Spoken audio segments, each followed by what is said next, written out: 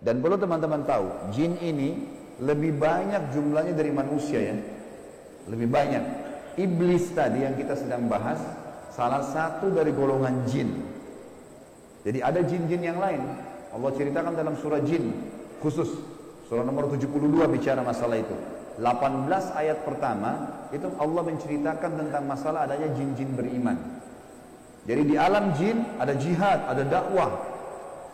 Tetapi kepada syaitan, dan syaitan ini golongan fasik dan golongan kafir dari jin. Ada jin mukmin, ada jin fasik, ada jin kafir, sama manusia. Ada manusia beriman, ini yang beriman manusia, dan jin yang beriman tidak akan interaksi. Kalau golongan fasik dari manusia dan golongan kafir, fasik maksudnya muslim tapi masih banyak dosanya. Di alam jin juga ada jin fasik, muslim tapi banyak dosanya, dan ada kafir. Di alam jin, fasik sama kafir ini namanya syaitan. Jadi semua syaitan pasti jin, tidak semua jin itu syaitan. Bisa ditangkap ini ya? Oke. Ini pemahamannya. Nah, syaitan ini dipimpin oleh iblis. Jadi iblis bukan raja jin, tapi raja syaitan. Teman-teman sekalian, semua syaitan kita disuruh jadikan musuh. Kalau datang, diusir.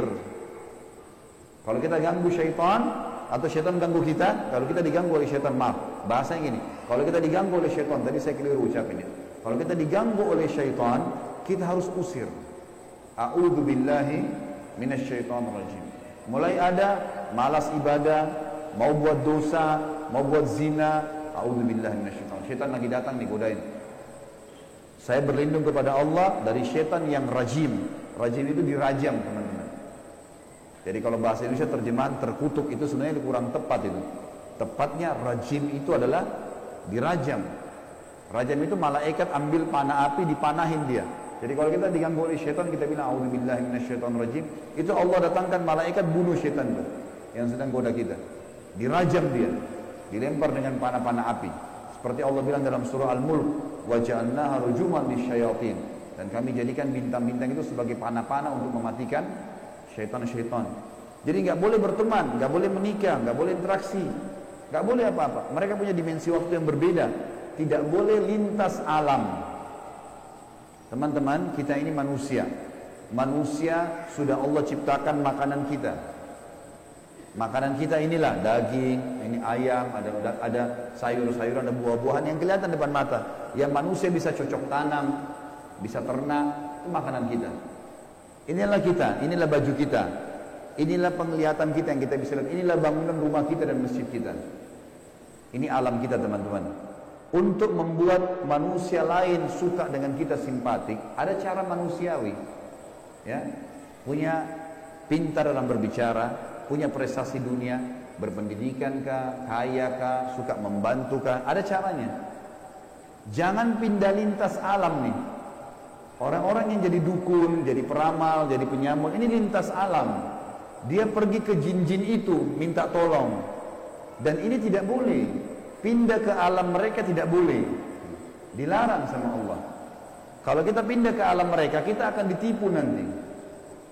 Kalau jin beriman tidak akan kerjasama sama manusia. Tapi syaitan ini kerjasama sama manusia.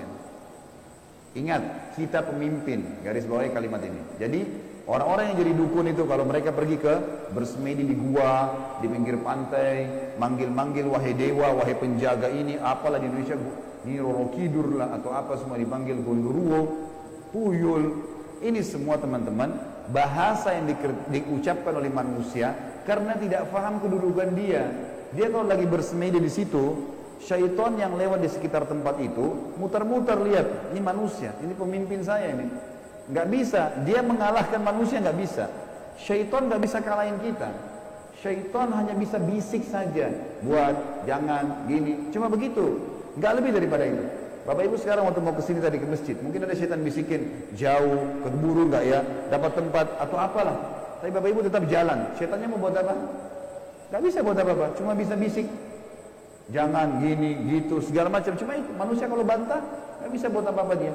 Gak bisa syaitan menjelma cekik kita, enggak, kamu harus berzina. Ya? Syaitan cuma bisik, itu zina, itu perempuan, itu begini. Tapi kalau saya bilang enggak, saya enggak mau. Terus syaitannya buat apa? Gak bisa buat apa-apa, lemah sekali. Allah bilang inna kaida syaitani kana dha'ifa.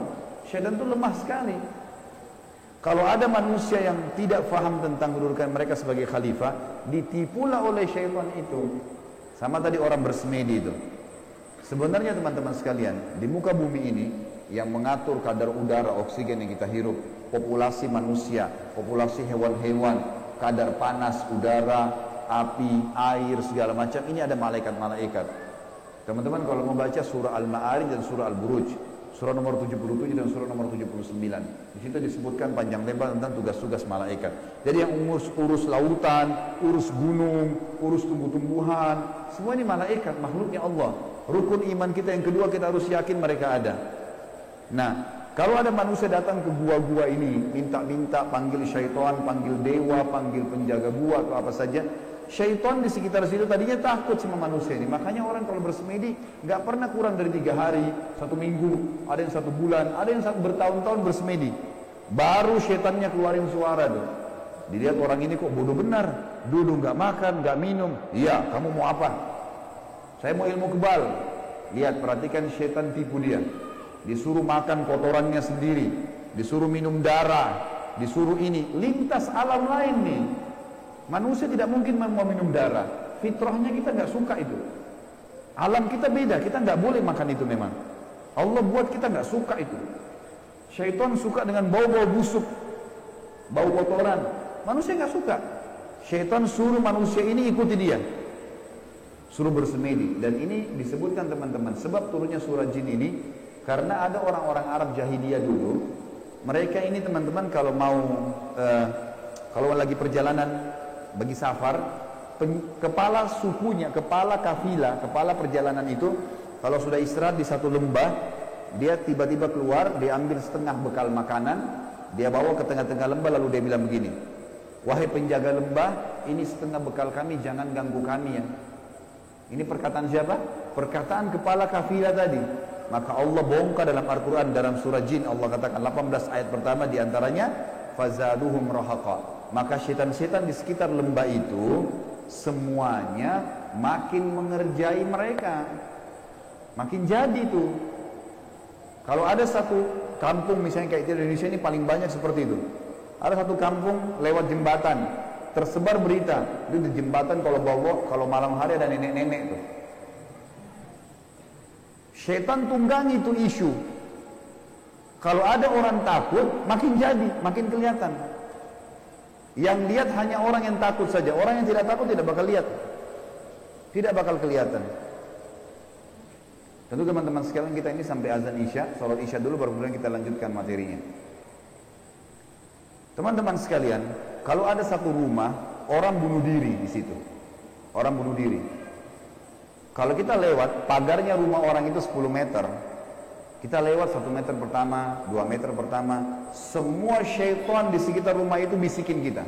Itu yang bunuh diri perempuan, rambutnya panjang, matanya belalak, keluar darah dari hidungnya. Terus, sebelum antum ini, anda ini ngelewatan 10 meter pagar itu. Dia takut-takutin. Kalau kita takut di 5 meter misalnya, balik ke sana kita lihat benar tuh. Perempuan yang gantung diri itu kita lihat, padahal sebenarnya tidak ada. Itu permainan syaitan di sekitar rumah itu.